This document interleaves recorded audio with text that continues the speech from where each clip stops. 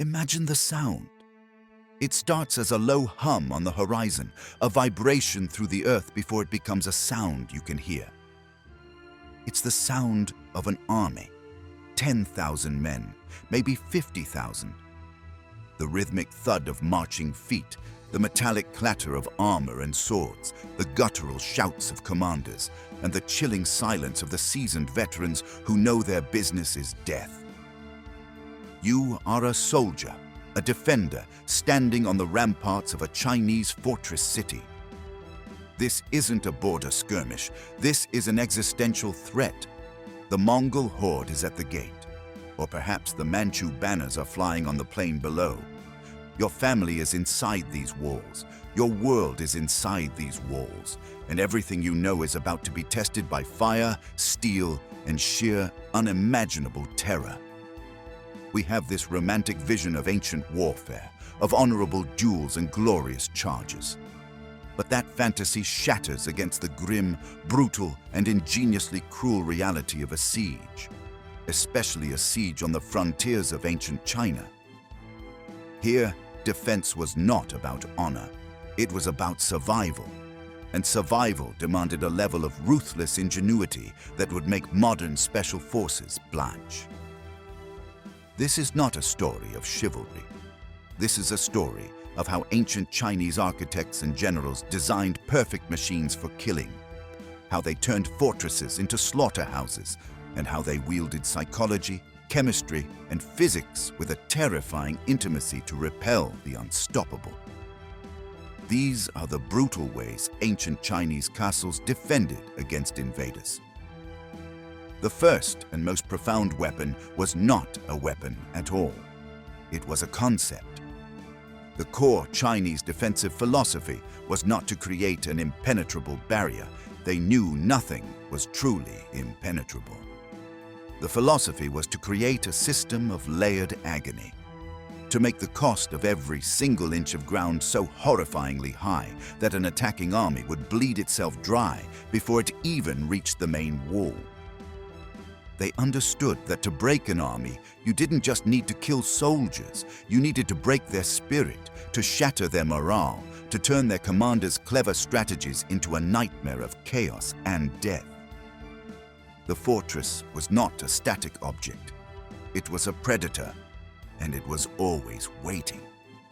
The journey to the heart of the city began long before the first ladder touched the stone. It began in the mind, with a creeping sense of dread that the attackers were not the hunters here. They were the prey, and the fortress was about to spring its trap. The approach to a major Chinese fortress was a masterclass in psychological torment. Before you even saw the main curtain wall, you had to cross the moat. But this was no simple water-filled ditch. This was the Hushenge, the city-protecting river, and it was an engineering marvel of misery. Dug deep and wide to prevent siege towers from being rolled forward, its waters often hit a forest of sharpened bamboo stakes just below the surface, designed to impale anyone who fell in. But the true genius was far more sinister. Sometimes these moats weren't filled with water at all, but with raw sewage and waste from the city. A soldier wounded by an arrow who then fell into that festering bog faced a death far more agonizing and slow than a clean blade could ever deliver. A death from infection and disease, a rotting death that demoralized his comrades who could only watch and wait for the same fate. The moat was the first message from the defenders. Your comfort, your safety, your very health mean nothing here. You have entered a realm of calculated suffering. Once the moat was crossed, perhaps by a precarious pontoon bridge under a hail of arrows, the attacker faced the gate. And this is where the ancient Chinese defensive mind truly revealed its diabolical genius. The gate was never just a gate. It was the mouth of a monster, and its name was the Wengcheng, the Urn City, or Barbican. This was perhaps the most fiendish defensive invention ever conceived. The outer gate was often a somewhat weaker, tempting target. A besieging army might focus all its energy here, using battering rams and fire to finally, triumphantly, break it down. Their victory cheer would be short-lived, because as they poured through the breached gateway, they wouldn't find a city street. They would find themselves trapped in a high-walled, fully enclosed courtyard, a killing box with no exit. The inner gate, massively reinforced and towering over them, would be sealed shut. And in that moment of triumphant confusion, the trap would be sprung. The word Wengcheng is crucial. It means urn city, like a funerary urn, because that's exactly what it was, a sealed pot in which to cremate an army. The moment the outer gate was breached, the defenders would slam it shut behind the invaders, sealing them inside. And then, from every wall of this enclosed courtyard, hell would rain down. Archers behind crenellated parapets, murder holes in the ceiling, and openings in the walls would suddenly erupt. This was not a battle, it was a slaughter. Boiling water, not just oil, because water was plentiful and boiled faster, would be poured down, scalding men inside their armor. Heavy stones and logs would be dropped, crushing bodies and shattering bones. But the most terrifying weapons were the chemical and incendiary ones. Bags of quicklime would be hurled into the packed crowd. When quicklime mixes with water, from the moat, from the rain, or from the eyes and sweat of the panicked soldiers, it creates a violent chemical reaction, releasing intense heat and blinding clouds of caustic burning dust. Men would be blinded, their lungs seared, their skin chemically burned. It was a clean, cheap, and utterly horrifying weapon. Following this, ignited bundles of sulfur and saltpeter could be dropped, creating toxic, suffocating fumes that would choke the life out of those the quicklime hadn't already killed. The Wengcheng was the ultimate expression of the defender's art. It turned the attacker's greatest moment of success into their absolute worst nightmare. It was a psychological masterpiece of devastating brutality. But let's say an army was clever enough or suffered enough to avoid the Barbican trap. Let's say they massed their forces for a direct assault on the mighty walls themselves. Surely, here, with towering siege ladders and relentless numbers, they could gain a foothold. The defenders had an answer for this too, and it was written in the very stone and brick of the fortifications. The walls were not flat, passive surfaces. They were active, intelligent participants in the defense. The walls were not flat, passive surfaces. They were active, intelligent participants in the defense. The top of the wall was lined with crenellations, the classic tooth-like pattern of raised merlons and lower embrasures. This allowed defenders to shoot from cover. But the Chinese added a devastating innovation, a series of downward angled holes at the very base of the parapet, known as jianshuang, or arrow windows. Why? Because they eliminated the dead zone.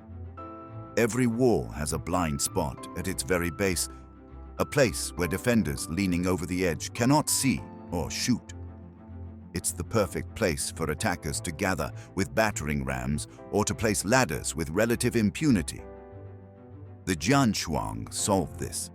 Defenders could kneel safely behind the wall and fire their crossbows, drop stones, or pour liquids directly down this vertical shaft, raining death straight down onto the heads of anyone at the base of the wall. There was no safe place, nowhere to hide. The wall itself was watching, and it was killing. And then there was fire.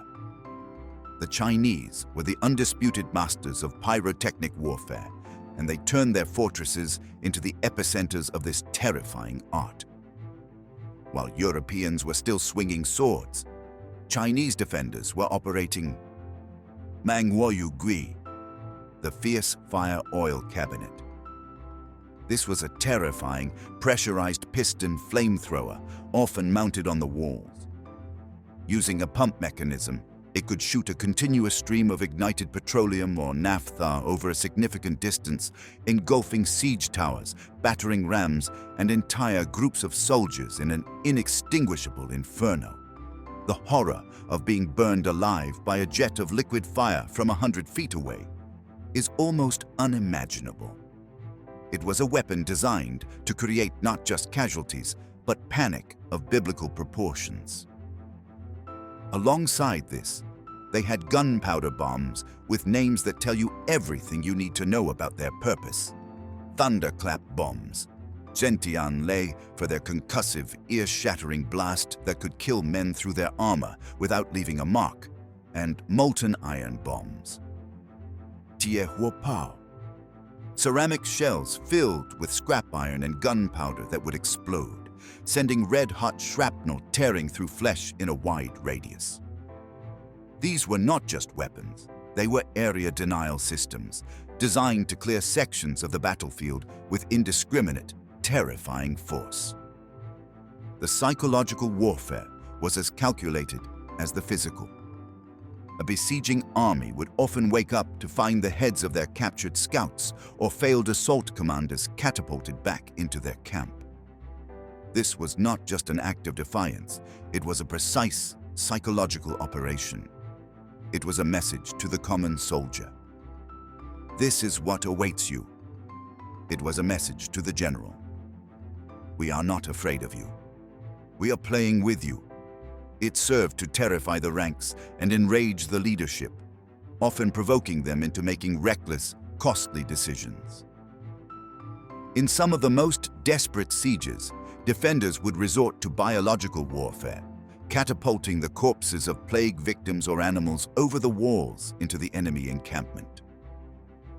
This was a weapon of last resort, a brutal acknowledgement that all conventional rules had been abandoned in the fight for survival. It was about making the very ground the enemy slept on a source of death. Perhaps the most brilliant tactic of all was one that required no violence at all. It was a weapon of pure intellect and psychological manipulation. The Kongcheng-jiu, the empty fortress strategy. Immortalized in the Romance of the Three Kingdoms by the legendary strategist Zhuge Liang, it is the ultimate bluff. Facing an overwhelming enemy force with his own army away and only a handful of troops in the city, Zhuge Liang did the unthinkable. He ordered all the gates thrown open.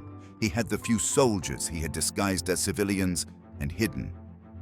Then he himself, dressed in his finest robes, ascended to the highest visible pavilion of the war, lit some incense, and calmly began to play his zither.